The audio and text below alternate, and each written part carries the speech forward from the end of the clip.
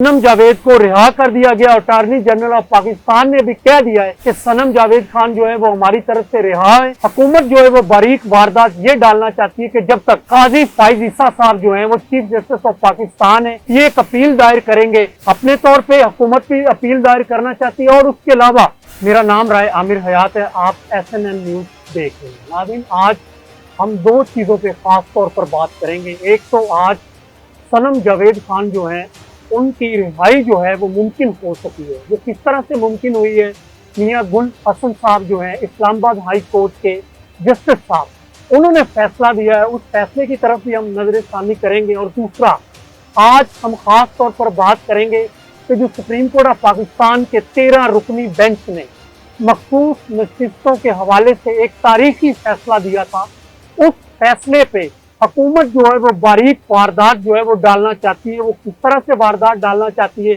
हम इस पे भी बात करेंगे कि किस तरह से एडहाक से जजिस को, अपनी मर्जी के जजिस को लाकर दोबारा जो है अपील को वहां पे सुप्रीम कोर्ट ऑफ पाकिस्तान में लाकर उसमें क्या हुकूमत करने जा रही है, हम इस पे भी बात करेंगे। अच्छा, पहले हम आ जाते हैं जी सनम जावेद खान के हवाले से। इससे पहले आपको पता है कि सनम जावेद जो है उनको बार बार जमानत दी जाती थी, उनको फिर गिरफ्तार कर दिया जाता था।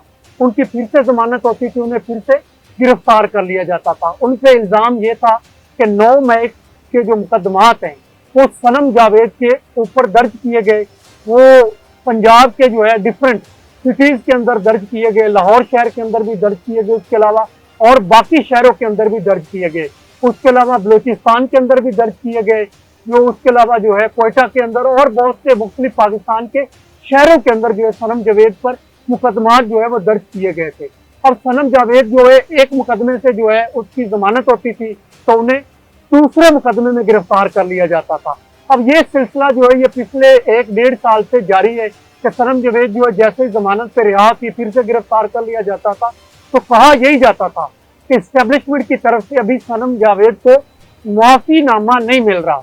तो अब फाइनली जो है आज सनम जावेद को रिहा कर दिया गया। अटॉर्नी जनरल ऑफ पाकिस्तान ने भी कह दिया है कि सनम जावेद खान जो है वो हमारी तरफ से रिहा है और ये अपने सूबे में जा सकती है। अब शराइत क्या रखी गई है, अब जो जस्टिस साहब जो है मियां गुल हसन साहब, उन्होंने सनम जावेद खान के वकील जो है मियां अली शफाक साहब, उनसे कहा यह जा रहा है कि सनम जावेद जो है ये जो है बिलो द बेल्ट कुछ बातें करती हैं, ये उस तरह की बातें ना किया करे तो हम इनकी रिहाई मुमकिन हो सकती है। अगर सनम जावेद जो है वो जो है गैर जो अल्फाज, ऐसे अल्फाज जो किसी की तज़हीक के लिए इस्तेमाल किए जाते हैं, वो अल्फाज इस्तेमाल ना करे तो ये हमारी तरफ से रिहा है।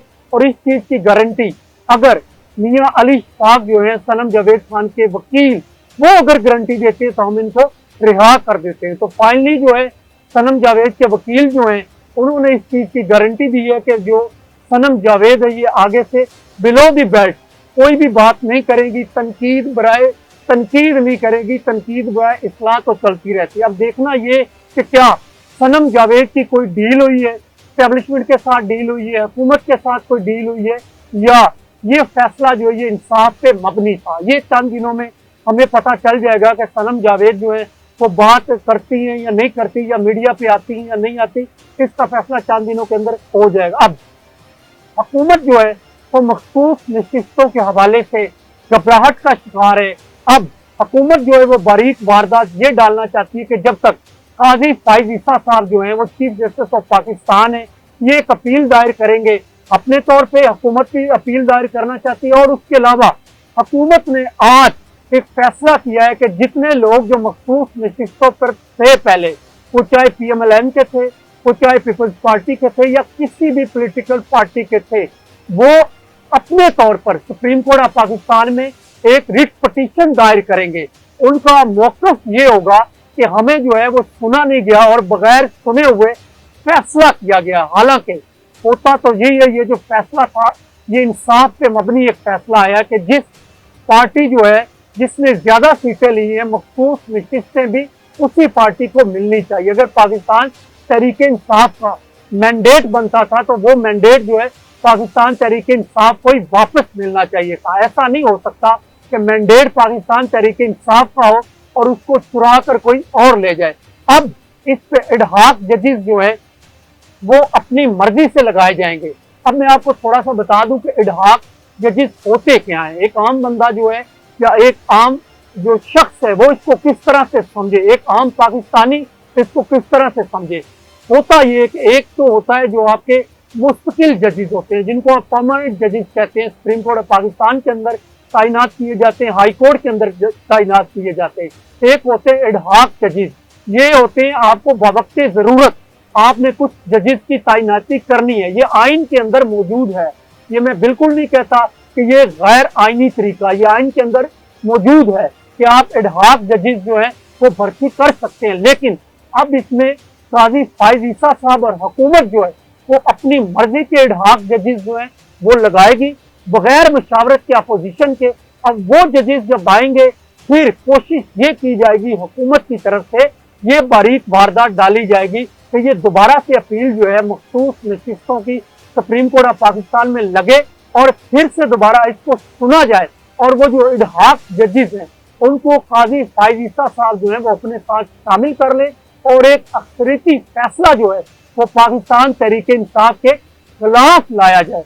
अब इसकी तैयारी हो रही है, लेकिन अब देखना ये होगा कि पाकिस्तान तहरीक इंसाफ जो है वो कहाँ किस हद तक जो है हुकूमत को प्रेशराइज कर पाएगी कि आप इस तरह से अपनी मर्जी से बगैर मुशावरत के एडहॉक जजेस नहीं ला सकते। तो ये एक बड़ा जो है सीरियस इशू बन चुका है, ये हुकूमत वक्त के लिए भी सीरियस इशू बन चुका है और पाकिस्तान तहरीक इंसाफ का भी देखेंगे कि ये किस हद तक इस पे स्टैंड ले सकते हैं। अब तीसरी चीज जो है पाकिस्तान तहरीक इंसाफ पे जो पाबंदी का अंदिया दिया है, जो हमारे फेडरल मिनिस्टर हैं इत्तलात के, उन्होंने अता तारड़ साहब ने ये कहा है कि हम पाकिस्तान तहरीक इंसाफ पे पाबंदी लगाने जा रहे हैं। अब देखें पाबंदी जो है वो फेडरल हुकूमत लगा सकती है, लेकिन वो एक रेफरेंस आपने दायर करना होता है, पहले आपने उसको काबीना से मंजूर करवाना होता है। जब काबीना उसको मंजूर कर लेती है उसके बाद फिर सुप्रीम कोर्ट ऑफ पाकिस्तान के अंदर एक रेफरेंस दायर किया जाता है।